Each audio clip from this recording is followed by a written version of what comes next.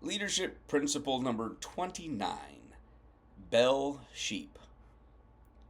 Bell Sheep principle says very simply that people, like sheep, tend to follow the one with the bell around its neck. Now, what does that mean? And how do we utilize it? How do we apply that? In some ways, if you're talking about influencing people with a carrot and or a stick, the carrot is the attractive quality of what's rewarded. The stick is the discipline quality of what is punished, the positive and the negative. Well, a bell sheep principle is that you find somebody that is doing what you want the group to do, and you reward them publicly for it.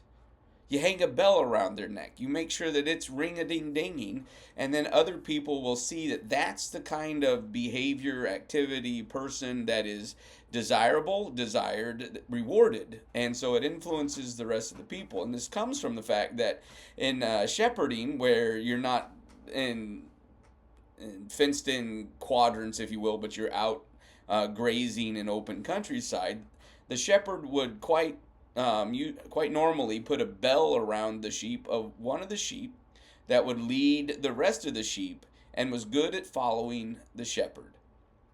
And so the rest of the flock could hear that bell moving and would know exactly where the herd was supposed to be going. And so hanging the bell around the neck of the sheep that stuck close to the shepherd meant that the rest of the sheep could know where they were supposed to be headed. And so that principle then applies to leadership as well. It's far more enjoyable, far more desirable than the stick where you're punishing behavior you don't want. Instead, positively, you're rewarding with prominence, with influence, with leadership, those people that are doing what is desired. So, what would be an example of this? Let's say in my church, one of the things we do is we give out a Towel Award every year. The Towel Award is named after Christ's statement of him being their rabbi and teacher and Lord. If he washes the feet of the disciples, how much more so should they wash one another's feet? And so that the towel and the basin became early on a symbol of Christian leadership through servanthood. And so in our congregation, we have all the previous recipients of the Towel Award that nominate and vote on the person who has best typified servant leadership, serving from behind the scenes, not desiring pomp and circumstance throughout the entire year. And then they're elected and they receive the certificate of the Towel Award recipient for that year. They don't know who it's going to be ahead of time. They're brought up in front of the congregation. Their activities are shared with the congregation, what it is they have been doing this past year.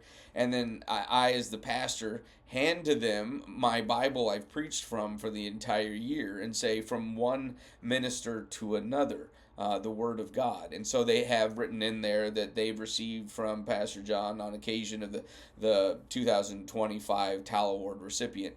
And so they are lifted high. They're given one of the Bibles that I have preached from all year long, which means that I don't get to keep the notes written in my Bible each year. But they get a Bible that I've preached from. They get recognized publicly. They get a certificate. And ever after, they get to vote on who else in the congregation deserves to be lifted up. This is the bell sheep principle. You reward publicly and praise publicly the person that is doing that which you want the group to do.